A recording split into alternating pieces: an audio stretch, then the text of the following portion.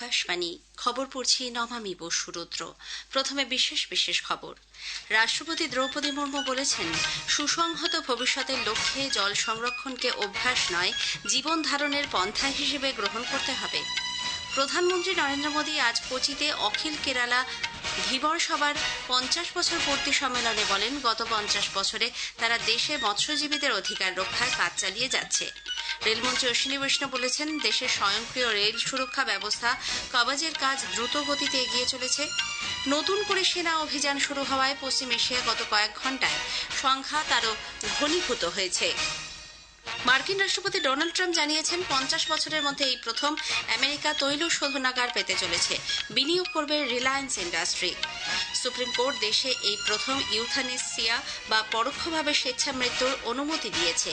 আসছে বিস্তারিত খবরে। রাষ্ট্রপতি দ্রৌপদী মুর্মু আজ নতুন দিল্লিতে 2026 জল মহোৎসবে যোগ দেন। কেন্দ্রীয় জলশক্তি মন্ত্রী CR পাতিল, মন্ত্রকের প্রতিমন্ত্রী ভি সোমানা এবং রাজভূষণ চৌধুরী সেখানে উপস্থিত ছিলেন। অনুষ্ঠানে শ্রীমতী মুর্মু বলেন, জল সংরক্ষণ প্রতিটি নাগরিকের কর্তব্য। জলকে এক অমূল্য সম্পদ হিসেবে গ্রহণ করতে হবে। সুসংহত ভবিষ্যতের লক্ষ্যে জল সংরক্ষণকে অভ্যাস নয়, জীবন ধারণের পন্থা হিসেবে গ্রহণ করতে হবে বলেও রাষ্ট্রপতি মত প্রকাশ করেন। जब किसी संस्थानों की जिम्मेदारी केवल सरकार नहीं लेती है बल्कि पूरा समाज भी लेता है, तब उसका संरक्षण अधिक प्रभावी और स्थायी बन जाता है। जल प्रबंधन और संरक्षण में भी सामुदायिक स्वामित्व की अत्यंत महत्वपूर्ण भूमिका है। ग्राम पंचायत को औपचारिक रूप से वाटर सप्लाई इंफ्रास्ट्रक्चर के सौंपने को जल अर्पण दिवस के रूप में मनाने से सामुदायिक स्वाभाविक की भावना मजबूत होती है। রাষ্ট্রপতি বলেন, নল জল মিত্র প্রকল্পের অধীনে জলের সরবরাহ বজায় রাখতে কার্যকর সহযোগী হিসেবে স্বনির্ভর গোষ্ঠীর গ্রামীণ যুবা এবং মহিলাদের প্রশিক্ষণ দেওয়া হচ্ছে। এই উদ্যোগ শুধুমাত্র জল সংরক্ষণের ক্ষেত্রে নয়, গ্রামীণ এলাকায় কর্মসংস্থানের অর্থবহ সুযোগ তৈরি করবে।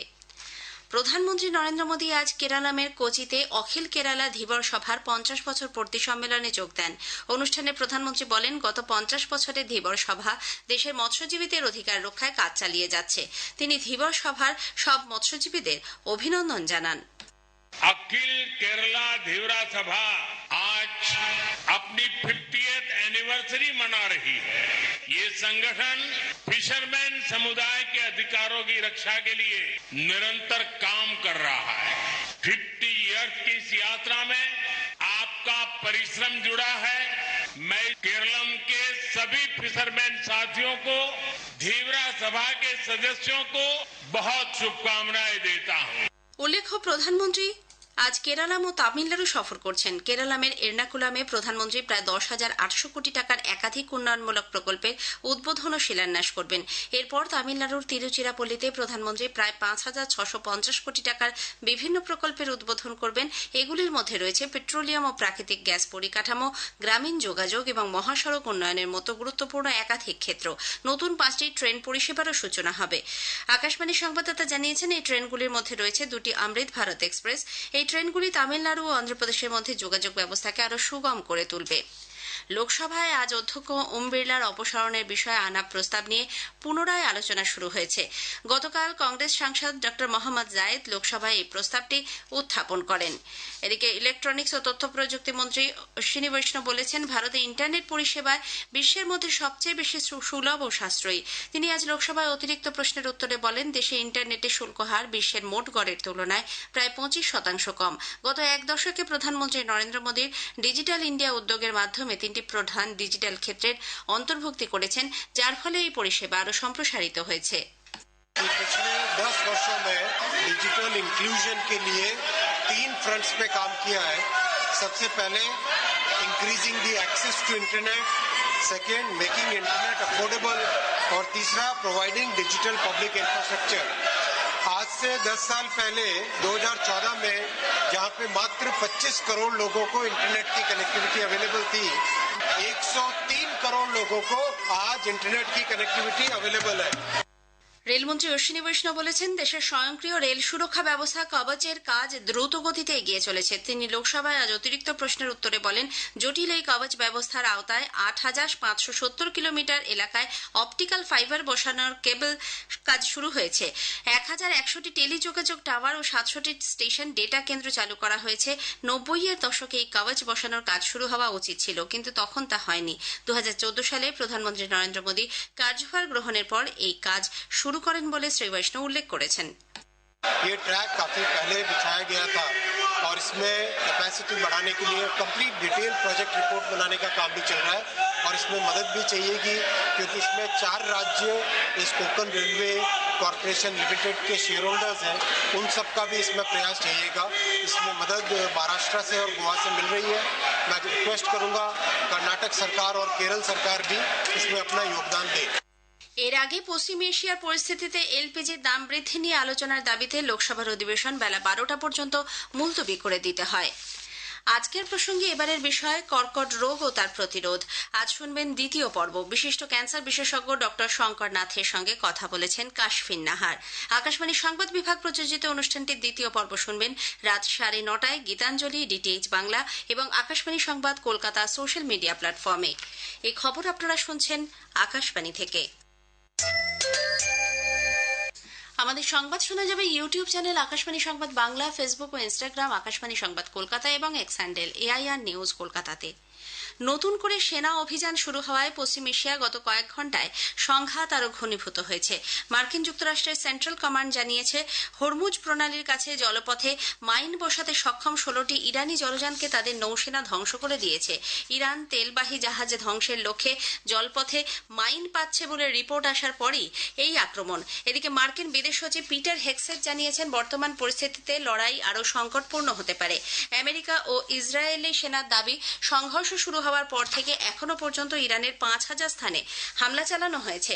ইরানের ক্ষেপণাস্ত্র উৎক্ষেপণ ক্ষমতা প্রায় শেষ, যদিও তেহরান এই খবরের কোনো সত্যতা স্বীকার করেনি।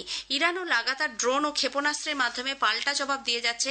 কাতারের দোহা থেকে বিস্ফোরণের শব্দ পাওয়া গেছে। অন্যদিকে চলতি পরিস্থিতিতে বিশ্ববাজারে অপরিশোধিত তেলের দাম কয়েক গুণ বাড়িয়ে দিয়েছে।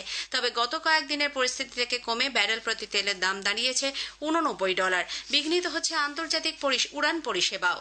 কিউবায় জ্বালানির অপ্রতুলতা তীব্র আকার নিয়েছে, ফলে ওই দ্বীপরাষ্ট্রের স্বাস্থ্য ব্যবস্থা গভীর সমস্যার মুখে।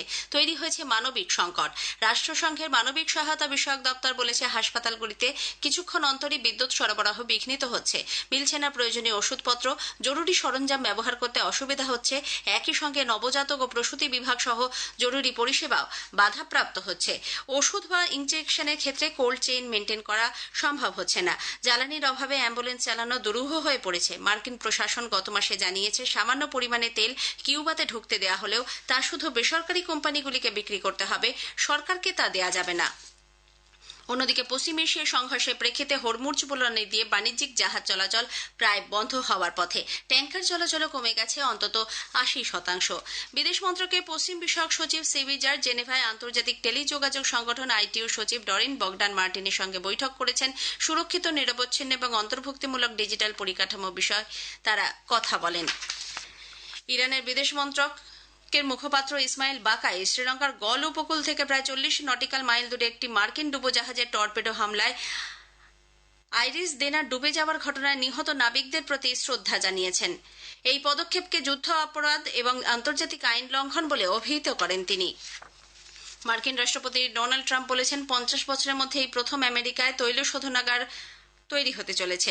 রিলায়েন্স ইন্ডাস্ট্রি এখানে বিনিয়োগ করবে। ট্রাম্প জানিয়েছেন, এই তৈল শোধনাগারের জন্য রিলায়েন্সের সঙ্গে 30,000 কোটি মার্কিন ডলারের চুক্তি হয়েছে। একে এক ঐতিহাসিক চুক্তি বলে বর্ণনা করেছেন ট্রাম্প। তবে রিলায়েন্স ইন্ডাস্ট্রির তরফ থেকে এখনো এ ব্যাপারে আনুষ্ঠানিকভাবে কিছু জানানো হয়নি। সুপ্রিম কোর্ট দেশে এই প্রথম ইউথানসিয়া বা পরোক্ষভাবে স্বেচ্ছা মৃত্যুর অনুমতি দিয়েছে। 32 বছরের এক ব্যক্তি 12 বছরেরও বেশি সময় ধরে কৃত্রিম জীবনদায়ী ব্যবস্থার আওতায় কোমাচ্ছন্ন ছিলেন। হরিশ রানা নামে গাজিয়াবাদের বাসিন্দা পাঞ্জাব বিশ্ববিদ্যালয়ের ওই ছাত্র 2013 5তলা থেকে পড়ে যান। মাথায় গুরুতর চোট পাওয়ার পর অনেক চিকিৎসা করেও তাকে নিরাময় করা যায়নি। 2 বিচারপতি জেবি পারদিওয়ালা ও কেবি বিশ্বনাথনের বেঞ্চ দিল্লি এইমস কর্তৃপক্ষকে রানার জন্য প্যালিয়েটিভ কেয়ার বা উপশমকারী চিকিৎসার বন্দোবস্ত করতে বলেন, যাতে ধীরে ধীরে তার ডাক্তারি চিকিৎসা ব্যবস্থা বন্ধ করে দেওয়া সম্ভব হয়, তিনি নিষ্কৃতি মৃত্যু বরণ করে নিতে পারেন। শেষ করার আগে খবরের বিশেষ কিছু অংশ আরও একবার। রাষ্ট্রপতি দ্রৌপদী মুর্মু বলেছেন, সুসংহত ভবিষ্যতের লক্ষ্যে জল সংরক্ষণকে অভ্যাস নয়, জীবন ধারণের পন্থা হিসেবে গ্রহণ করতে হবে। প্রধানমন্ত্রী নরেন্দ্র মোদী আজ কোচিতে অখিল কেরালা ধীবর সভার 50 বছর পূর্তি সম্মেলনে বলেন, গত গত 50 বছরে তারা দেশে মৎস্যজীবীদের অধিকার রক্ষায় কাজ চালিয়ে যাচ্ছেন। রেলমন্ত্রী অশ্বিনী বৈষ্ণব বলেছেন, দেশের স্বয়ংক্রিয় রেল সুরক্ষা ব্যবস্থা কবচের কাজ দ্রুত গতিতে এগিয়ে চলেছে। নতুন করে সেনা অভিযান শুরু হওয়ায় পশ্চিম এশিয়ার কয়েক ঘন্টা সংঘাত আরও ঘনীভূত হয়েছে। খবর শেষ হলো, এরপরই শুনুন স্থানীয় সংবাদ।